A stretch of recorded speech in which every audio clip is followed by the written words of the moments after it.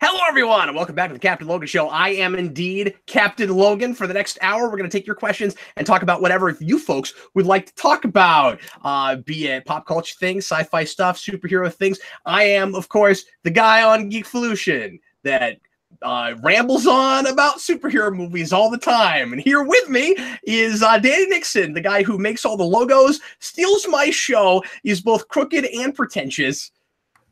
Hello, Danny Nixon. It is I, Danny Nixon, and I've decided I'm going to give Cap back the Captain Logan show because it's just too much responsibility. Thanks, man. What you guys don't know is that I set up the show, wrote Captain Logan show, he wrote Danny Nixon show, and just before the show started broadcasting, I flipped it back to Captain Logan show. So he's saying that to save face. Yeah, it's basically like trying to negotiate, but having absolutely no leverage because it's his channel. He's got all the video. He's in all the videos, so I'm just like trying to like negotiate my way out of this with no real negotiation room. I'm not good at this whole moderating thing or hosting thing. Yeah, apparently, I'm not good at the moderating thing either, or the talking thing. That's a thing that you don't have in common with President Richard Nixon, Danny. Is I don't know, he probably had a little bit more leverage than you do, and he probably was a little bit more articulate in front of a camera. Oh, that's for sure. Well, he's more articulate than most people we know in front of a camera, honestly. He was an excellent orator. Yeah, you don't get the name Tricky Dick for nothing. I'm trying to think of a similar name for you that rolls off the tongue the same way, but nothing's coming to mind. Canny Danny. Deceptive Dan. Yeah. Deceptive Dans. Thanks a lot for being here, folks. I see lots of people in live comments already. We got Keller Rourke, William Parcell, Blue Dragon 5, Mr. Snowblack 666 is a name I don't recognize. Thanks for being here. Coxkey Productions, Thomas Edgeshill is here. Mutel is here. Good to see everybody. Thanks for hanging out with us this evening. And if you're watching after the fact, we sure appreciate you doing that as well. Danny, I feel like we just did this because our last show was only Friday. And that show was like, I haven't seen you in a million years. And then this show, it's like, did we just, like we went to bed yesterday after doing this and then got up today and did it again? That's what it feels like. I know. I woke up today. I was like, do I have something to do today? And I got home. I was like, oh, yeah, we're filming today. Should we be filming today? Yeah, we should be filming today because now we're on our normal routine, and it's just, man, these holidays throw me for a loop when everything gets off schedule. It's crazy. Absolutely. Well, and you have other things to think about and consider because you're real busy at work right now. Yeah. Understatement of the year. Danny, tomorrow I am putting out a collection video in the Comic Vault. I'm going to start doing those occasionally. I have started getting back into comic collecting hardcore. And of course, I've always been buying comics. I've been buying and reading, buying and sometimes reading new for the last several years, a lot more than I've been going back and getting older stuff and gap filling. But I'm buying collections and big lots again. And I have, Danny, like 15 or 20 long boxes sitting upstairs that I just bought over the last couple of weeks and that I've been sorting, and I'm getting back into reselling. I've got a flea market booth now, and that's kind of fun and exciting, and I've got a reason to buy in bulk again and keep what I want and sell the rest, and that is really exciting. So I'm gonna start showing you guys some of the stuff that I'm hanging on to for my collection, and so look forward to that. Tomorrow I've got a video about some Batman gap filling. And I found some cool stuff in a box I bought of nothing but Batman comics, not having any idea what I would get. Way better box than I expected it to be, Danny. Nice. I went to Ollie's this weekend, which for those who don't know, it's a store that buys out stores that have closed and takes in all their leftover stock. And they had a huge comic selection. And I've gone and checked it out a few times. I couldn't find anything I really wanted, but they were closing out. So I figured I'd pick up anything that looked remotely interesting because I'm never going to get recent trades for like $4. Oh, that's great. I picked that up, and it must have been from like a half price books or something where the grab bags of comics that are all in one like bag, like 10 of them for like $5 or whatever. And there was an X-Men #1 from 91, like the gently gatefold cover sitting in that stack, and like it's not worth anything, but it was cool to have like that cover. So yeah, absolutely. It's not worth anything because that was a million copy selling book. Yeah, no, I know. It's like This is Although there are books like that Eric and I are constantly arguing over, trying to figure out how in the world they're worth anything. Because, yeah, that one's not so much, but Superman 75, the Death of issue, which had people lined out the back of comic shops going, or down the front of comic shops, like going around blocks and stuff, Danny, it's still a $20 book. I don't understand that. Or it has become a $20 book. Is that the black cover that's got the red? No, I'm not even talking about the black bag. I'm just talking about the regular cover with the famous cover with the shattered cape. Yeah, isn't that nuts? I think a lot of that's my completely uneducated opinion on this, is that it's boosted up by people who see that and think a comic like that would be worth something without knowing that you could probably get it anywhere. So. Yeah, I don't know. Maybe that boosts it somehow a little bit, where it's just. But you'd think then that would mean that the reason it's going up book value, because I'm not even talking about how it's actually doing, like on eBay and places like that, because there's no way that book, again, outside of the black bag, sells that well. But books for like $20, you'd think that would mean that people are hanging on to them. I still run into them quite a bit when I buy collections. So I've got 4 or 5 copies right now. Isn't that crazy? That's kind of makes me jealous, because I have none. I've just got the trade of the Death of Superman that I got in the yeah, well, I mean, I just landed on some more. I have a couple in my own collection, of course. I've got the regular cover and I've got the black bag. And I'm forgetting if there's another thing that I have. But then but the thing I was going to say about that is it's the other book that's like that is Spawn #1. It's like a $10 or $15 book or more, and it also sold 1 million copies. I picked up 1 through 28 for like $30 one time, like at a con, and most of that's probably in the cost of #1.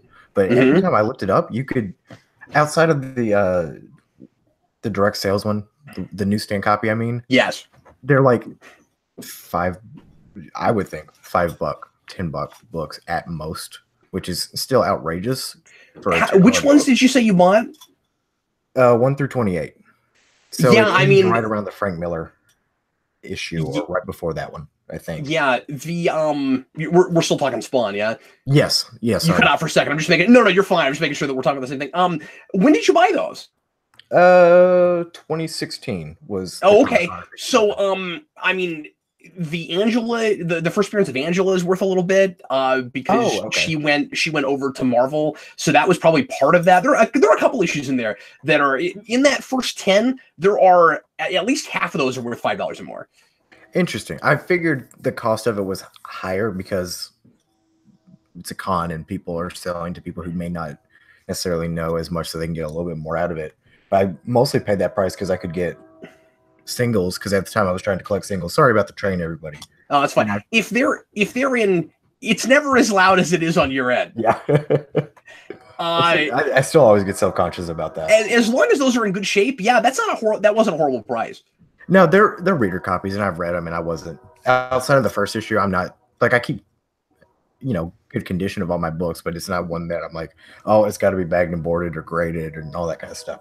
I'm going to crack it open and read it and completely mess up the spine. So William Purcell says, not a Spawn fan, but how did his continuity handle Angela leaving that continuity? Didn't deal with it at all, because she hadn't been there in so long. I mean, she was killed off years before that, and that was because McFarlane was kind of going to legal war with Neil Gaiman over Angela, and she wasn't, along with some other characters, like Medieval Spawn, wasn't allowed to be used in that continuity anymore. So she was in limbo and owned by Neil Gaiman, and it was up to him to either do something with her creator owned or sell her to another company, which is what he did with Marvel. Okay, let's go ahead and start getting into some questions. I don't know how we got off on that, except I just said, hey, I'm collecting now again more, and that's exciting. And then suddenly Danny and I start talking about singles, because I forgot Danny also collects comics some. Yeah, I've been collecting more now. Not to get back on the tangent, but I'm finally starting to read back through my stack that I've been paying for, that I've been buying up. So Oh man, that is the bane of my existence right now, is just all the stuff that I've stacked up that I've never looked at. Okay, let's go ahead and start getting into some questions. Let's do one pre-written, and then I see a bunch of super chats already. Thanks very much, everybody. Sure appreciate it. And for folks that are unaware, the super chat is open. That allows you to give us a small donation and make sure that your question is, or your comment is seen and talked about.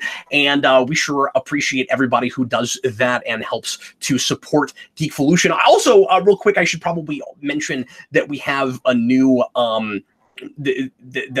we have a new thing on Patreon. In the $5 tier, you can get access to visual versions of Superhero Rewind again, which I'm very, very excited about. That finally we have pictures and screenshots back in Superhero Rewind. I wish, Danny, we could post them directly to YouTube. I don't like that we've had to put up a paywall for it, but it is absolutely worth it, folks, for people that like the old format of the show.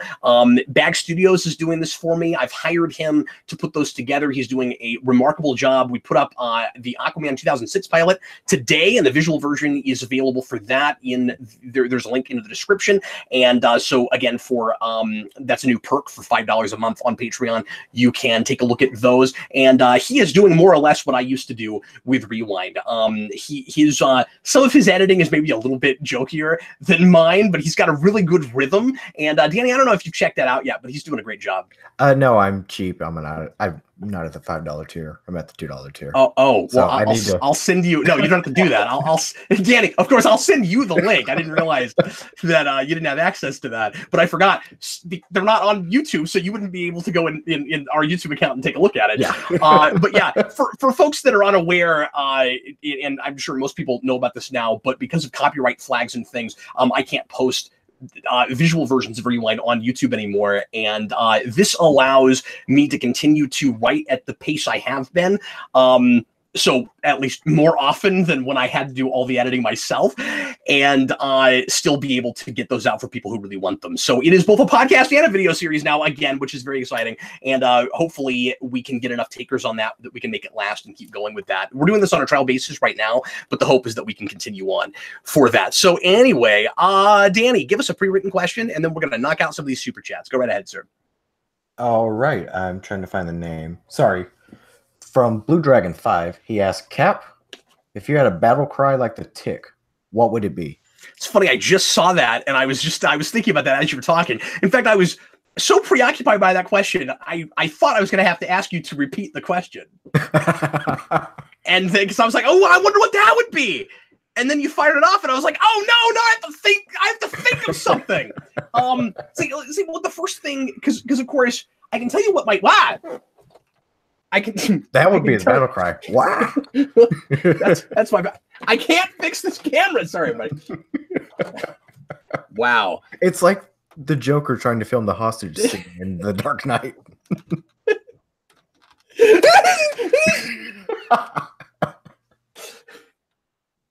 Look at me. Okay. Anyway, so speaking of tangents. I am off tonight, folks. My battle pose would be this, of course. And so I was trying to think, Danny, of like, what's the first thing that comes to my mind when I do this? So I'm going to do that a couple times and just see if something like just immediately jumps to mind. Are you ready? Look at me. No, that's not good. Let's try. I can't think of like actual words. It's like the only thing that comes to me is like onomatopoeias, that kind of thing. Danny, what would your battle cry be while I'm trying to think of one? Oh man, I wasn't even thinking about one for me. I resign. Man, see, you can always go to that. Like with my name, I just have to go to Wolverine things. By the time I'm done saying Wolverines, I've been punched in the face. Like, I'm the best I am at what I do, and what I do is oh. Just say snicked every time you punch. Make the snicked. Yeah. Yeah, my favorite word is phantasm, but I don't think that works. Phantasm. Like as a battle crime. Yeah. I think you should just scream out onomatopoeia. Onomatopoeia. See, the Tick's just spoon. I'd be like Sporg. Because cheese. Because cheese is the battle cry. I didn't even think of that. Yes, of course. And it has to be done in that really low-pitched, like frightening voice where you're trying to intimidate the criminals, but with because cheese. Yeah, you jump from the rooftops and then you're like, because cheese. Why are you doing this to me? Because cheese. Because cheese. All right, let's go into the super chats now, Danny. Go ahead. All right, jumping up to our first super chat of the night. Snow Black says I should just go wah like I did when the camera dropped. Ah! From Lightning City, do you plan to play/review any of the Spidey DLC for PS4? The Spider-Man PS4 You know, DLC. thanks for reminding me about that. I've been getting some messages and that those are dropping and I have not looked into it at all.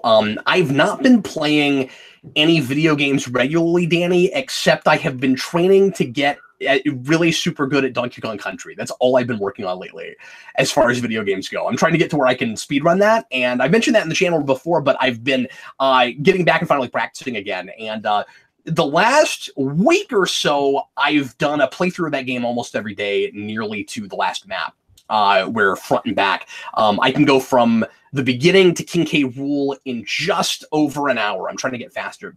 Nice.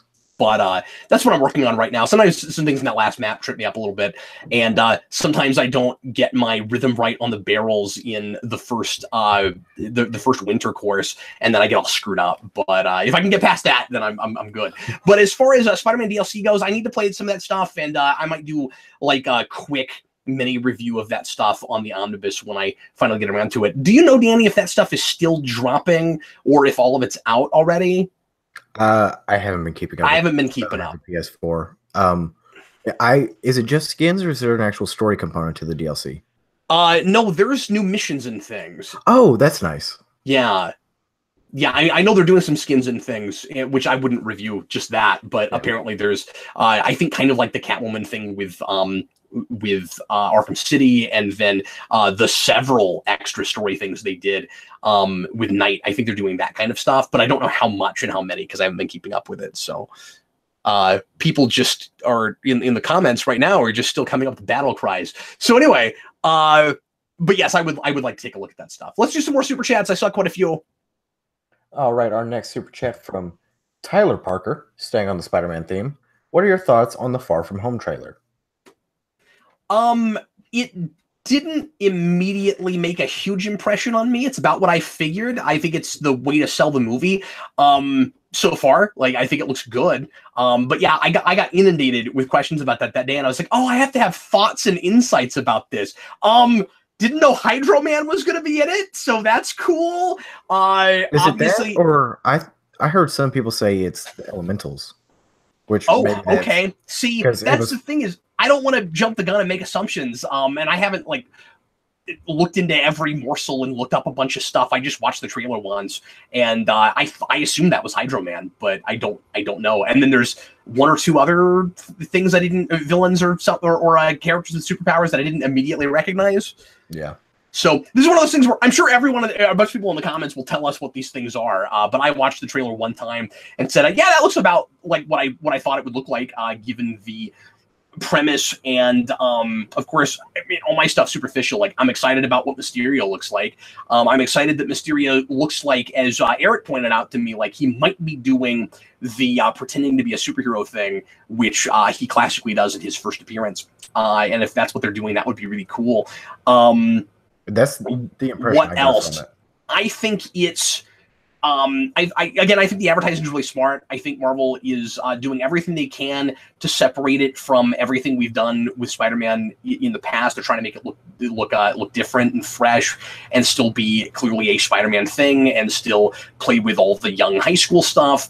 And they're letting us know that they're continuing on with relationship things and building a romance with MJ. I don't think they're telling us too much right away, although the fact that it opens with the potential romance with Aunt May and Happy Hogan is Happy Hogan with Happy is kind of strange.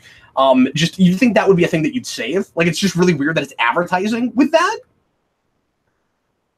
Yeah, I didn't catch that. I just thought it was him flirting with her and being really awkward because we got to do the whole hot Aunt May thing. I didn't catch it as a romance, but I it thought definitely was maybe a it was supposed to be a romance. I could be wrong about that. But it was odd that it opened with that.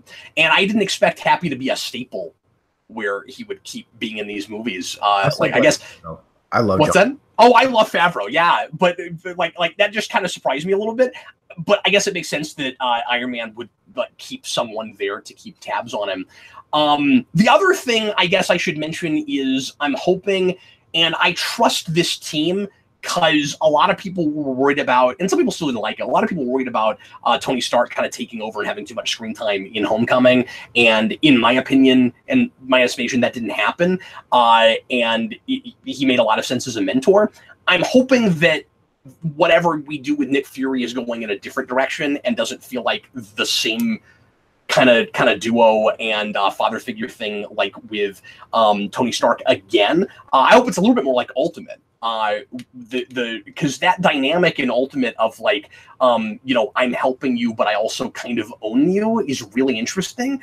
At the same time, I don't know what Nick Fury is doing right now.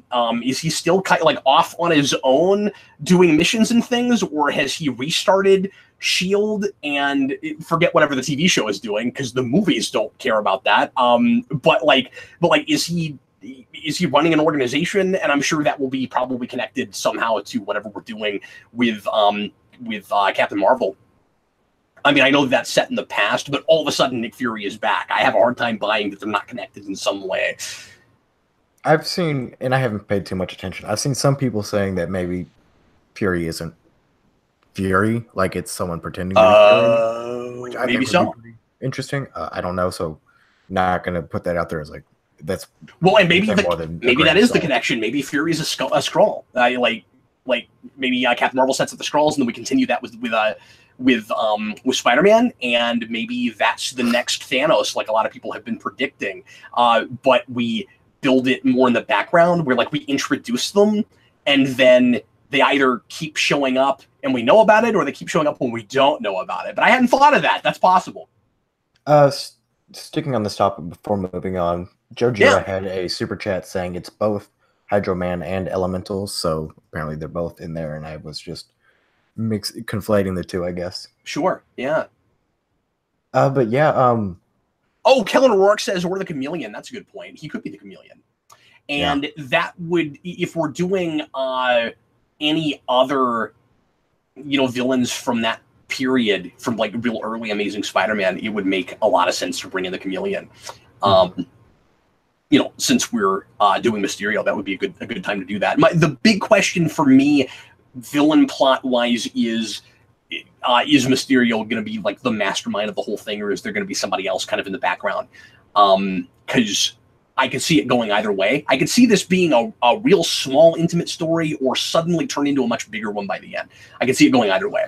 Yeah, and I'm really hesitant with Spider-Man in general tackling multiple villains in one movie, just because we have not had great track records with the movies trying to do that. And not that Marvel would be, the one to do something like that, because I've got trust that they know how to handle stuff, but there's still a little bit of that Sony hesitancy that comes with that. I mean, I'm not concerned about that because we did some kind of slow burn, tossing in characters that will be villains later and stuff in Homecoming with Shocker and stuff like that. Yeah. And also, it's always a good idea to have Spider-Man, fight some kind of one-off villains that aren't connected to the larger story or aren't connected in a huge way. So yeah, I don't have a problem with that necessarily, and I don't think this team would make the same mistakes Sony did with that. No, but just because Sony is still involved on some level, there is a little bit of a worry that that might be an issue moving forward, because it seems to be a consistent issue with their Spider-Man franchises. Can you go ahead and read Grady Child super chat real quick? Because he says he needs to go do laundry. Yes, let me find his name in this. Unless one of the couple we did already. No, it wasn't. His is further down the list. Okay. Grady Child. Yeah, right here. He asks, have you watched the Disney XD show Wander Over Yonder by Craig McCracken? Also, Reign of the Supermen came out digitally yesterday. Thoughts? Okay, so on the first thing, I've never heard of that show. I will try to look into that because I love McCracken. I didn't know what he had even been doing since Foster's Home, which I also had never looked at, honestly. It just didn't seem like my kind of thing. But I would be interested in sampling whatever he's doing. I know he's got another show he's about to do for Netflix, and we talked about this in the Omnibus a while back, where he's finally going to do a serialized narrative in animation, and I'm excited to see what that's like. Sort of like just happened with that show by the Simpsons creator. I can't think of Enchantment. Enchantment, Or whatever it was. Disenchantment. There you go. Yeah, I just couldn't think of it right off. I'd always wondered what a ongoing narrative like that would be like from Groening, and it's interesting. It's a good show. So I'm interested to see what McCracken does with something like that. And then what was the other thing? Reign of the Superman came out digitally yesterday. Yeah. So as I always say, I never look at those digitally. I always wait until they come out in physical media. It is supposed to come out, or maybe it did already. It's supposed to come out for Fathom Events in the theater. Maybe that already happened this week. I'm not sure. I decided not to go because I didn't really want to have to sit through both of them in the movie theater when the first one is kind of just okay. So I elected to wait until it comes out. And usually I go to those, and Death of Superman's my favorite thing, but I just could not get excited about it with this. I am really curious to see what they do with Reign of the Superman, and it might be much better than the first part because they'll have more story meat to actually adapt. But that first part is real mediocre to me. It's just okay. It in no way recaptures my feelings and excitement for that material, and it feels like just another monster fight and then he's dead. It's really difficult to give that any weight, and they made that character, the character of Superman, more likable than he has been in any of the other 52 inspired stuff in that same continuity, but that's not saying much at all. I just didn't care. So that's unfortunate, but I will watch it when it comes out. It's also going to hit DC Universe the same time as it drops on physical, which is cool. Same day release, which I'm really, really impressed by. Like that's not with any kind of. I'm not going to say I'm super impressed with that because it's cool they're doing that, but then at the same time, they're still not putting enough material on their streaming service. And I agree with that, but it's not a norm. It's not like it's a norm for streaming services to put same day releases out. Like that's true, but I just don't know how much more of that we'll see them do. Right? Like they put Death of Superman there when it launched, which was really cool. But they've had a couple of other releases since then that they didn't do that with. So. Oh, I was under the impression that moving forward, that's what it's going to be, but maybe it's not. That's really cool if that is indeed what they end up doing. I guess there hasn't been another major direct-to-video release. I'm thinking of more like kid stuff, but so I don't know. No, it is really cool if they do that. It's ridiculous that when they added Batman Forever and Batman and Robin back on, they got rid of Begins and Dark Knight. Dark Knight ended up on Netflix around that time. So I don't know what that's about. I think there must have been some issues with their streaming contracts and stuff. Yeah, that must be what it was. All right. You're right, because they haven't dropped anything else. No, it's like everything that I've seen that was on there day one is still there. I gotta say, it's unusual for us to be in a position where Danny is defending them and I'm complaining.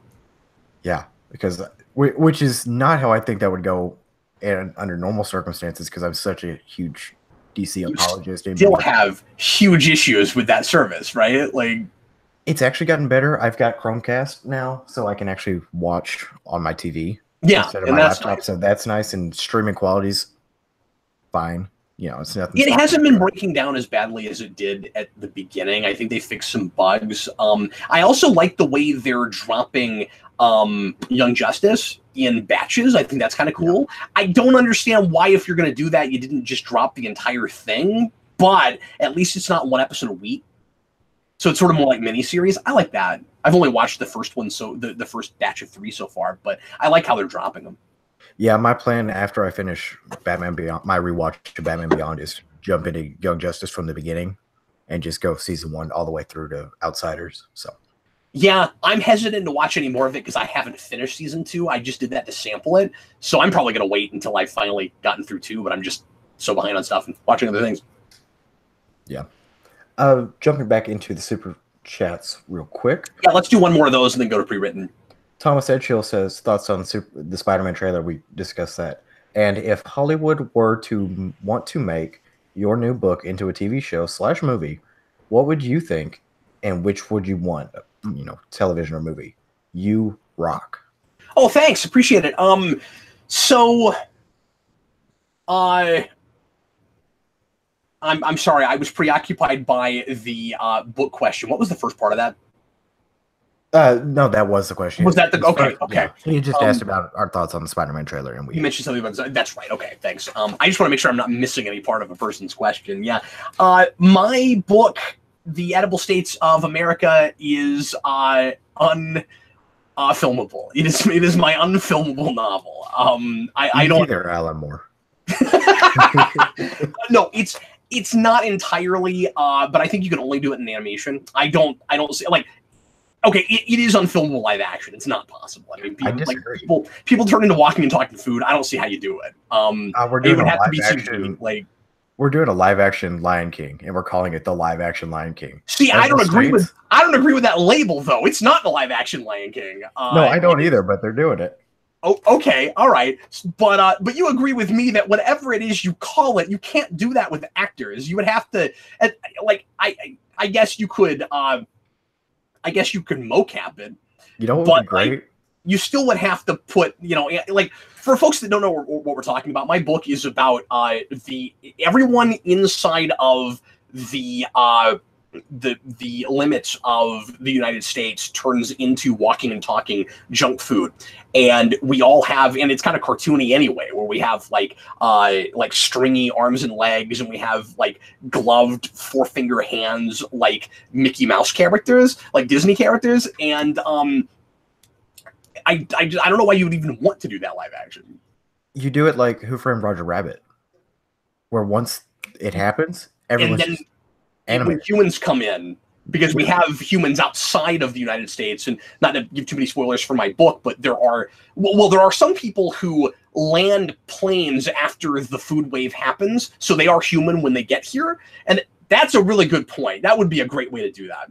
And you probably, but unlike Roger Rabbit, okay, you're winning me over on this. Unlike Roger Rabbit, you would want them to have depth. You wouldn't want them to be flat, two-dimensional, traditional hand-drawn animation, though. It would still need to be 3D animation. No, right, but you do that kind of that the Peanuts movie that came out not too long ago. That it's 3D, but they're trying to stay true to some cell shading look. Sure, yeah. And I think that would, as someone who's read it and worked on it, that's kind of what I envision every time I'm reading through it. That's cool. Yeah, I had not really thought much about adaptation with that because it's literature. I thought of it as a literary piece, and I wouldn't want it to be like World War Z. Like if you adapted it, because it is in some ways kind of like a parody, or at least it's inspired a lot by World War Z.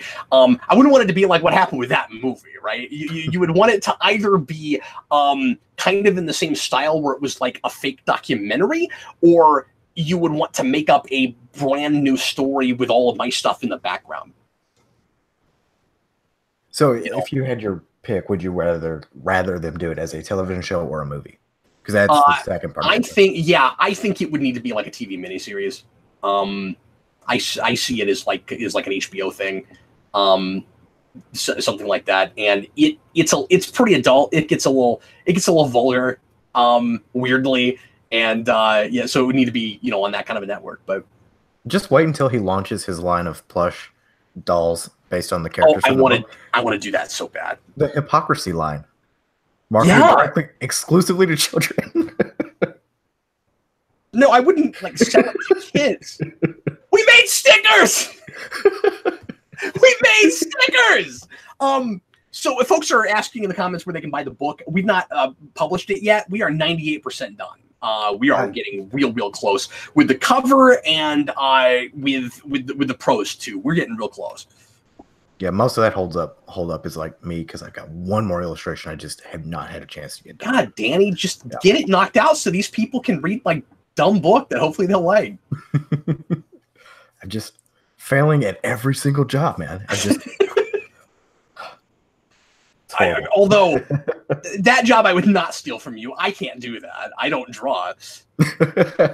We'll just trade one day. I'll do the revisions.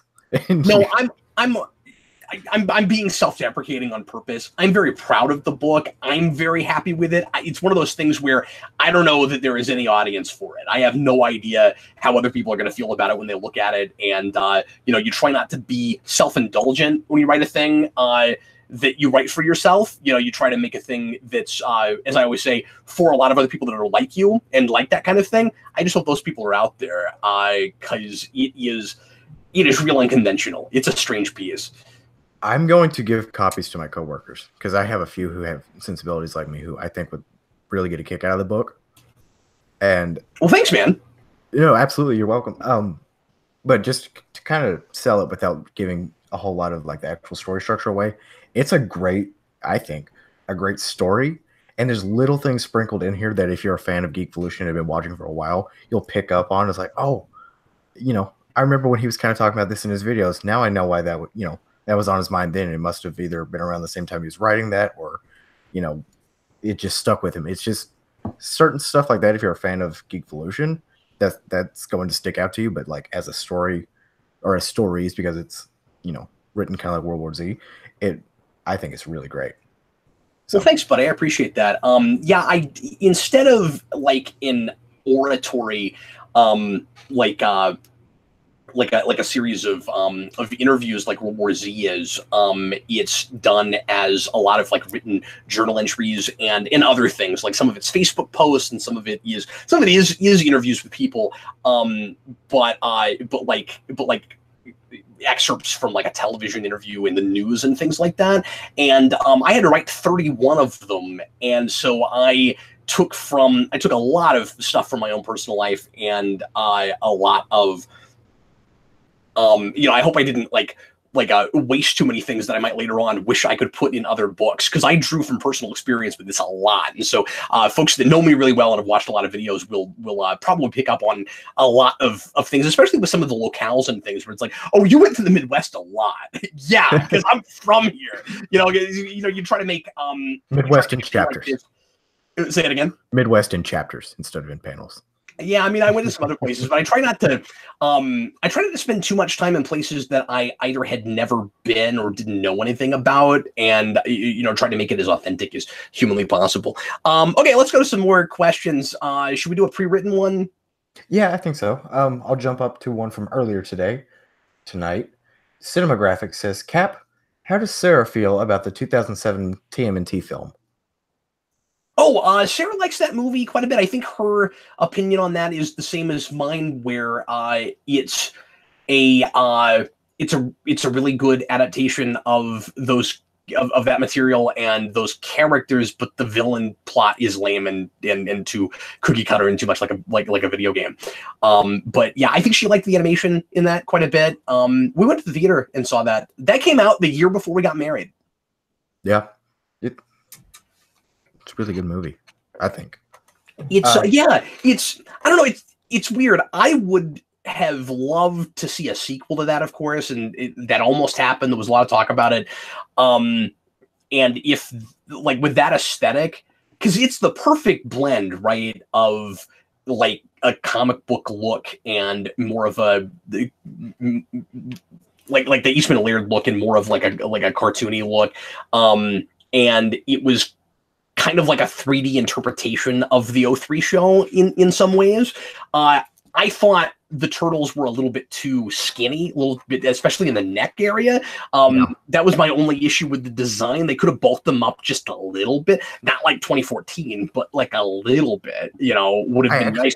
But I would have loved to have seen that take on the Shredder, because it was real stylized and kind of the perfect place to do that. Yeah, I'm not a big fan of skinny Ninja Turtles, even though they're ninjas, so it makes sense for them to be skinny. But I don't dislike that they're skinny in that. I don't know. For some reason, that one works for me, where other ones don't. Like some of the more recent stuff, I don't really care for. But that one, maybe it's because of when it came out and I was really impressionable. So, I know there's really only 2 properties that have, or 2 versions that have done it, but we've had an okay track record now with 3D animated Ninja Turtles. Yeah. It's weird because the 2012 show looks okay too. Somebody asked, Keller Rourke, did you hear that TMNT is getting yet another reboot? Yeah. Made by the people who made A Quiet Place. So that's interesting. Oh, man. Yeah. Isn't that fascinating? The turtles can't talk. You'll hear 0 cowabungas in this new. So I have no idea what that's going to be like. But John Krasinski as Splinter. You can be pretty sure it's going to go a very different direction and be a real different thing. I still think they could, like especially with that team, I can see them doing something pretty stylized and something skewing pretty adult, especially because when something fails, and especially if we try to reboot it right away, we tend to try to do the exact opposite of what we did last time, right? And so I expect this to be bordering on rated R Ninja Turtles. I can see them going that far with recent, and I know I talk about this all the time, but with recent rated R comic book successes, I can actually see that attempted, or going just borderline, almost like as hard PG-13 as you can for Turtles. I think now would be the perfect time for them to make like a throwback 70s movie, right? Like how there was all that talk years ago of doing like a Daredevil movie set in the 70s. TMNT would be a great thing to do, like an homage to like 70s type of. I wouldn't do it 70s. If you did it, period, you go back to 84. I mean, like Eastman and Laird, and you put it, you set it like in like urban. You make it an urban jungle thing in the mid 80s. Right, but because of how much they're influenced by Frank Miller, who is so influenced by 70s, I think that would be a cool thing to do. Maybe not 70s, maybe 80s is more. Yeah, it would be influenced that way to some degree. We're splitting hairs, I guess, yeah. but no, you'd go early 80s and you'd make it absolutely look like the Daredevil comics from that period and the Eastman and Laird comics, because everything was doing that right then. But yeah, I mean, I've always said I think you could do a really great mix of live action and CG and do kind of a Sin City thing with Ninja Turtles, and you have all the human characters as humans, but you let the turtles be, animated and stylized. And that's what they did last time, kind of. But I mean, don't even pretend like they're supposed to look realistic, Yeah. And if you went black and white, you make that so much easier, because it's so much easier to hide like stylized texture or stylized design behind the lack of color.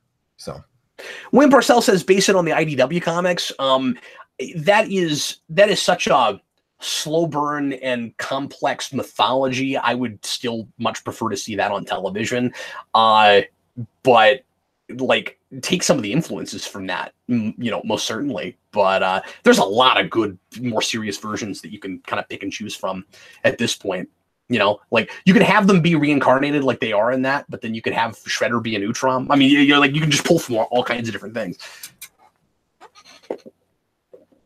I'll jump back down to the super chest real quick. Thanks, man. No, I just realized how late it had gotten, and we started. I know. I don't know where all this time went. Clock King stole all of our time. Well, I think it was because I knocked the camera over. I think somehow that just like messed with the Geevolution space-time continuum. It's like and then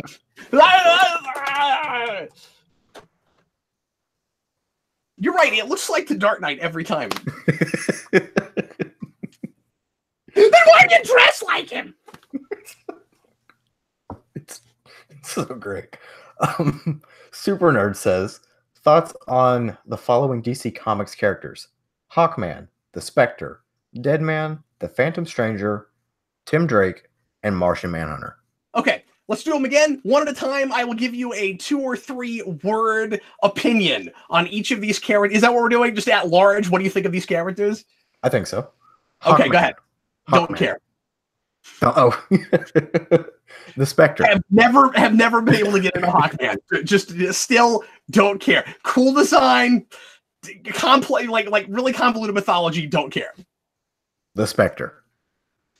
Character I would like to know more about. I don't at the moment know enough about the Spectre to really comment. Dead Man.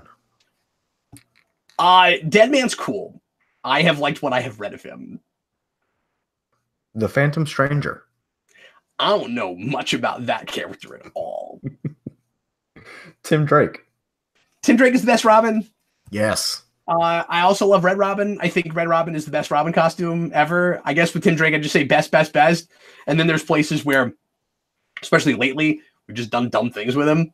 But yeah, he's third time's the charm with Robin, I guess.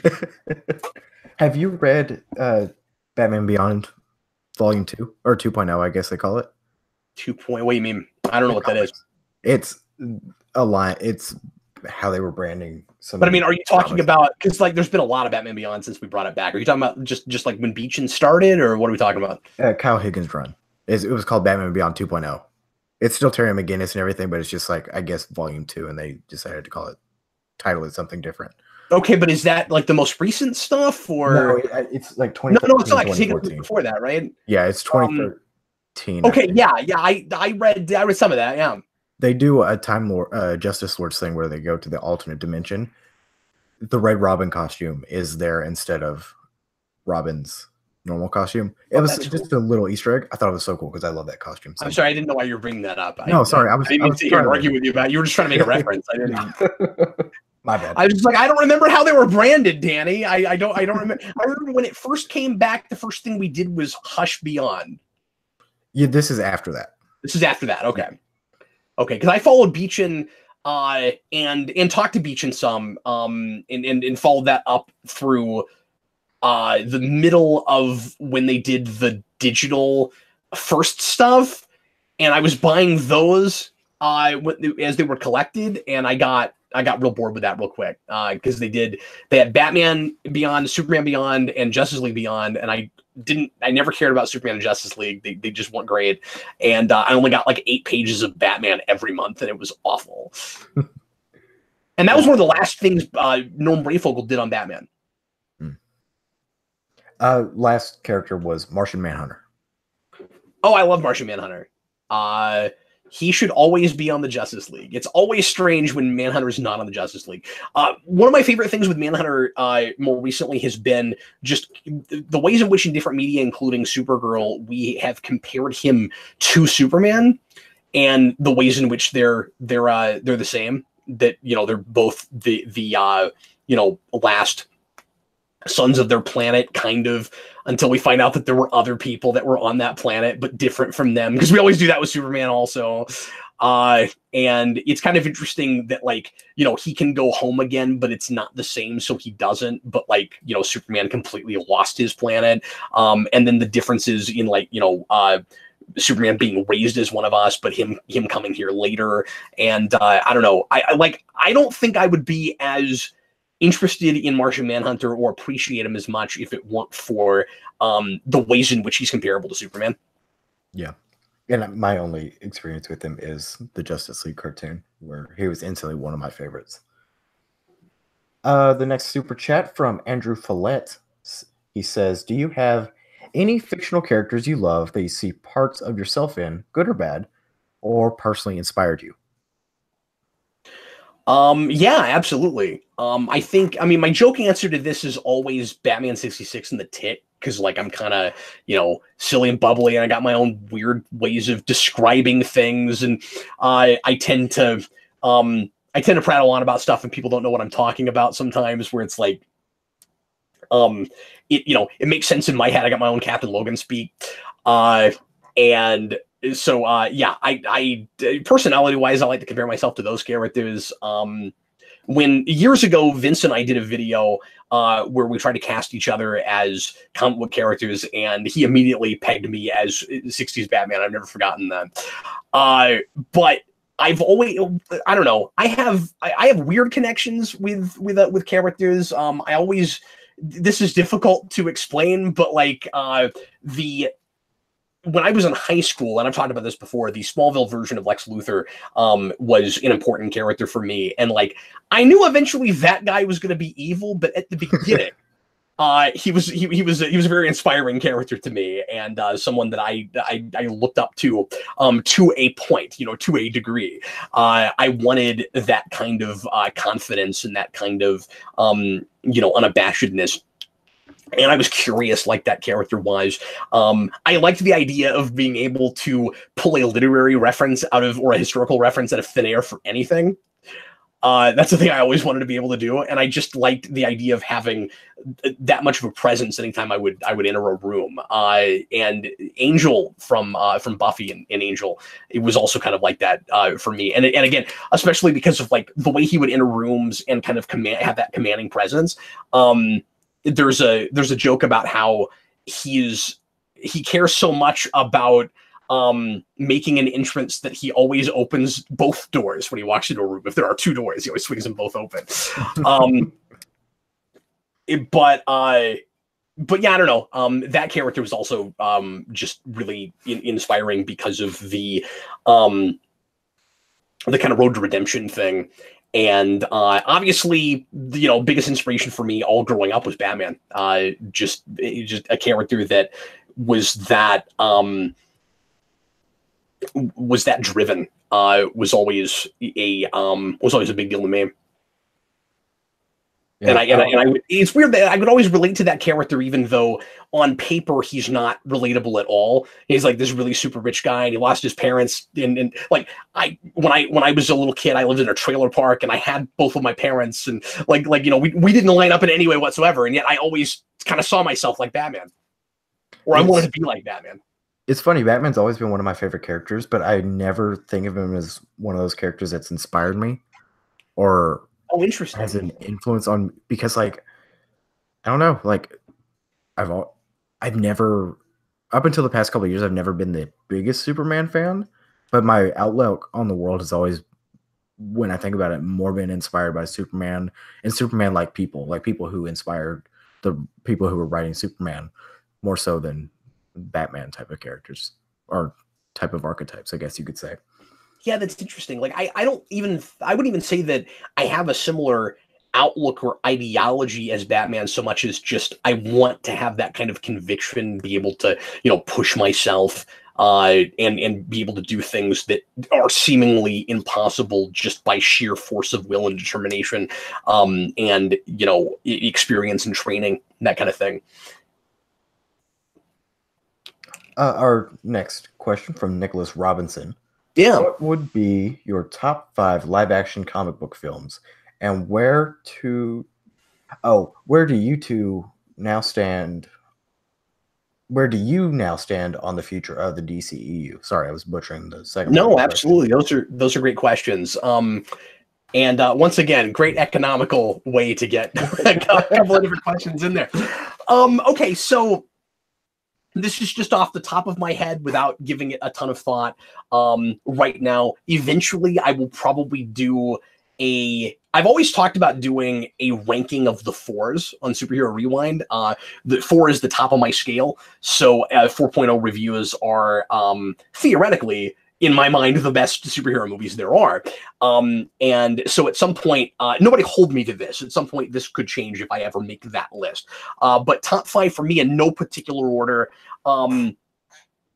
This is always hard because I don't want Batman Begins and Dark Knight to take up 2 spots. And those are always right with each other. So like, I'm gonna do 6 just because it's more interesting. Okay, so Batman Begins and Dark Knight are both have to be in there because they've always been kind of fighting for me. But I always put Begins a little bit higher just because of the way that film personally spoke to me. Winter Soldier is in there, most certainly. I think for me personally, I have to put Days of Future Past on that list. He said personal favorites and not like best stories or anything, right? Yeah. What would be your top 5? Okay. Best top 5. Because if it's just personal favorite, like as far as like best superhero movies ever made, Logan has to be up there and on that list. But I don't know if it knocks out Days of Future Past for like personal favorites. And I don't know if I want 2 X-Men movies that have to take those spots. See, this is difficult. It's hard. 2 X-Men movies, 2 Batman movies. And then Yeah, it'll and be then Winter Soldier and Civil War. yeah, and then and then you're done. I don't know if Black Panther is in there. I need more time with it. I need maybe a couple of years to pass, which is why I have that rule on Rewind. But that's for the MCU. That's definitely up there for me. I'm trying to think if there's anything like really major that I'm missing, because I bet there is. I don't know. Watchmen is still in there. I know I'm really out in left field for some people with that, but I still have a real soft spot for that movie. Regardless of everything Snyder has done since then. Yeah, I'm not normally not someone who like future work influences how much I appreciate a film or don't, for the most part. But with Snyder, like everything I try to defend about him when it was like Man of Steel or Watchmen, BVS just ruins all of it. Because my defense for him was always definitely ruins Man of Steel. The nice thing about Watchmen is that he didn't write that story. Yeah. Like he just directed that movie. I always said, even going back before Man of Steel, the man can adapt in a way he can't tell stories. See, I kind of had that same thought of like, you pair him up with a good writer, you've got your probably the best director to do comic book stuff because he has such a great eye for visuals. And then you pair him up with you've got Affleck, and then you've got Terrio, and you've got people in there who know how to write good scripts, and it still ends up being just So it just kind of soured me on. Yeah, but he had too much influence on what the stories could be. With something like Watchmen or 300, you're talking about things that were there already that he just couldn't monkey with that much. Yeah, or that I guess he could have, but luckily he didn't. You know what I mean? But he wasn't there from the beginning of like conceptually of these things. Right. Yeah. And that mixed in with like studio interference and stuff, because you can't put all the blame at his feet. You can't a lot of it, but you can't put all the blame at his feet. As far as the future of the DCU right now, I'm like this. Because Aquaman made $1 billion. Nobody really saw that coming. And I don't know if that means, because every time you have a huge success or a huge failure with them, Warner's starts to try to reset the field again. Like every time, we talk about this a lot, every time they go, oh, we need an adjustment to be made. Well, the thing is, Jeff Johns and somebody else, I can't remember who, were teamed up to run the DCEU at the point that Aquaman got made. And of course, that's based on a lot of John's run. He wrote the script. And when Justice League failed, he and his partner that were running the DCEU, they were the Kevin Feige, they got fired to be the scapegoat over Justice League, even though most of Justice League was done not on their watch. And they made Aquaman, which was now their DC's biggest success, and the guy who's running it now, whose name I also can't remember, whose first thing we're really going to see that he had very much of his own fingerprints on is Shazam. He's going to get all the credit for that, but he didn't have anything to do with that movie, or very much at all, right? And so moving forward, what I think is going to happen is Warner's is going to want DCEU movies to look more like Aquaman, but on a very surface level, without really understanding what it is about that movie that made people like it so much and go to the theater. That could ruin movies moving forward. Just like, let's make it all dark and broody, right? Like if you just say the mandate now is it's gotta be fun and chipper. Well, what if it's the wrong project for that kind of thing? And then you're right back where you were before. They're just too oversimplified with all that. They just need to let people make movies. And the reason Aquaman worked was because at its core, it was just really genuine and faithful to the spirit of that version of those books, and unabashedly crazy comic book, which is what Shazam looks like. And I think Shazam will be a success too. It ain't gonna make $1 billion, but I think it'll do okay. Watch it make $2 billion. No, it won't. It won't. Shazam will be like Ant-Man. It will do fine. But if you told me Aquaman was going to do better than The Dark Knight did, I'd just Yeah, no, I know that's nuts, and I could never have called that. But the reason I don't think Shazam will do as well is because it's too close in proximity to Aquaman, and the tone will look to people like too much of the same. Yeah. It isn't necessarily, and I don't think of Aquaman as a super jokey thing like the way that people complain about a lot of the Marvel movies. It's just silly in premise and then takes itself, relatively seriously within the context of it without being tongue-in-cheek about it. Shazam's a straight-up comedy. Again, it's Ant-Man. Yeah. It's Guardians. It's straight-up comedy. So I don't know what it is, what it's like moving forward. It could. This should all be positive. I don't know if it is or not. I just don't know. The big question is, are they gonna turn their tail on whatever changes they have allegedly made to Wonder Woman now? Or are they gonna, like, if they go, oh, well, everybody really liked Aquaman, because the rumor still is Wonder Woman's gonna reset the DCEU. They had a $1 billion success in a movie set squarely in the DCEU that doesn't contradict anything. So are they going to say, oh, no, we were right in the first place, let's just keep going in that direction? Or are they going to do what... The difficult thing is, on the one hand, I'm thinking if they messed with Patty Jenkins' movie, they need to go back and fix that. On the other hand, they don't need to constantly second guess themselves. Didn't they just finish shooting? So whatever they filmed, they need to stick with as close to that as they can. Yeah, but if the end of that really does kind of flashpoint the DCEU, maybe they should go back and change it.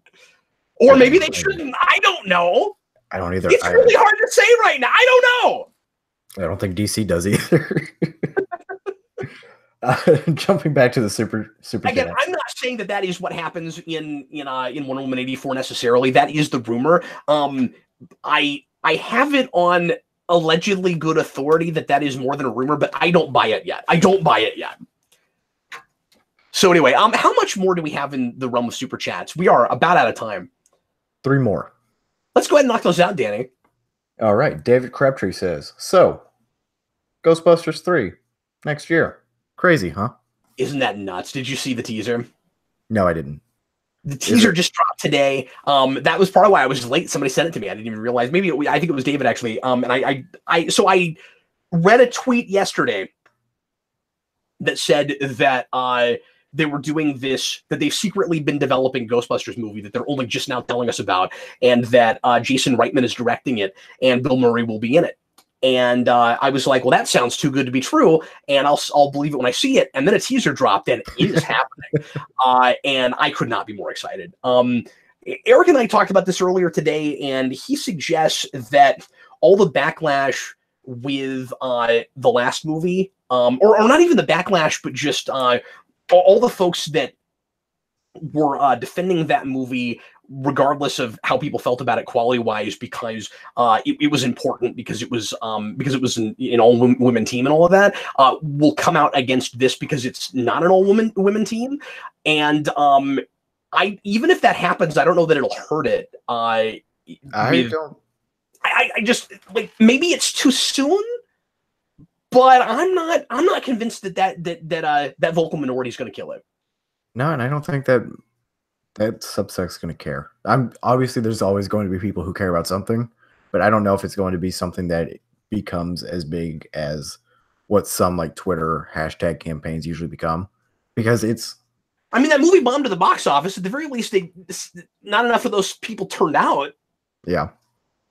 I don't see it being a big deal for anyone, honestly. It's like, oh, cool, you're doing another 80s nostalgia grab. So not that this is going to be just another. It's not just that and nothing else. Yeah. And that teaser, I think, is going to annoy some people because it's using music from the original movie, and it's just the Ecto-1 under a tarp. And like that's all they're showing you. But it's just there to say that A, this movie is happening, and B, it is in that continuity of what you remember. I'm excited. I'm glad this is happening. And let me go on record, just in case for some reason this is necessary, to say if it's a Passing the Torch movie, and it would be very strange if it wasn't in some way a little bit of a Passing the Torch movie. It would be really weird if this movie was the 3 Ghostbusters that are left and nobody else, or maybe that team and adding 1 or 2 other people. But like, obviously I have no problem with women or it being passed on to a whole group of women. I just want it to be good. No problem with that. Years ago, when it was first pitched, and I guess this was rumor territory, or maybe they were going after some of these actresses, and it just didn't work out this way. But when it looked like it was going to be kind of more of an action movie, one of the actresses, and they were saying all female Ghostbusters. One of the actresses that was pitched, that was floated around, was Elijah Dushku. I was like, oh, that'd be awesome. Elijah Dushku is a Ghostbuster. I still want to see that. So yes, that would be great. Our next question comes from Webmaster47. He says, thoughts on the Punisher Season 2 trailer? I have not watched that yet. And I probably won't, honestly. I'm going to see that show event. I don't know if I'm going to watch it right away when it drops. It just depends on who I can get to review it with me, because Eric still hasn't watched the first season. And I don't know. I'll either go off and talk about it on my own a little bit on the Omnibus when it's over, or I'll try to get Vince back. But yeah, I mean, I'm going to watch that show, so I have not felt the need to look at any material in front of it. Yeah, knowing that it's going to get canceled like the Friday after it drops kind of bums out any excitement I have to actually go and watch it. Not that I won't go and watch it, but it kind of deflates that bit of like, yeah, it's going to get canceled, so why should I care? I have that too. A lot of those seasons have kind of acted as their own individual pieces that didn't necessarily need follow-ups. You know, they feel like 12 or 13 episode movies. And so I shouldn't have that as much as I do, but I do feel that way. I have the same thing you do. Yeah, especially because this was in production at a point where they probably weren't aware that they were going to get canceled. It's not like whatever they're doing with Jessica Jones, if that's even still going to get made. No, it is. It is. Oh, they were both too far into filming to cancel them. I'm worried that this one's going to end with some kind of a setup, and I'm going to be left with like, oh man, what could have been type of a thing. Because I really liked season 1, so yeah, I do too. Going into season 2 because of that. But it's the kind of thing I have to be in just the right mood for. Is part of the problem. Yeah, it's especially those later episodes. I couldn't put that on and just watch it. Well, I probably could, because like that sort of stuff I'm fine with. But yeah, it's some of that violence, especially in those last 2 episodes. David Patrick just left a comment and claimed the new Men in Black movie is indeed supposed to have Tommy Lee Jones and Will Smith in it. I had initially been under the impression that they wouldn't be there at all. Are they going to get cameos or something? I had not heard this. I'll have to look into that. I am intrigued by that movie. I hope it's great. Yep, me too. Our last super chat of the night comes from Grady Childs, and he says, have you heard of Shinichu and the antics of its creator, Christian Weston Chandler? He's a very interesting individual, both comedy and tragedy. I'm sorry, I have no idea what we're talking about. Have you ever heard? No, I heard you. I'm not familiar with any of that. I don't know what that is. I have no idea either. So I will try to look that up. Yeah, sorry, I have no idea what that is. I'm gonna take a stab and say it's. I have no idea. It looks like a fan comic about Sonic the Hedgehog, from what I've seen. Oh, I see. Okay. Well, feel free to send me a link. I'll try to take a look at it. Oh, Kellen Rook tells me not to look that person up. A hybrid of Sonic and Pikachu. Oh, okay. Well, after he said that, I'm kind of worried about having Googled that.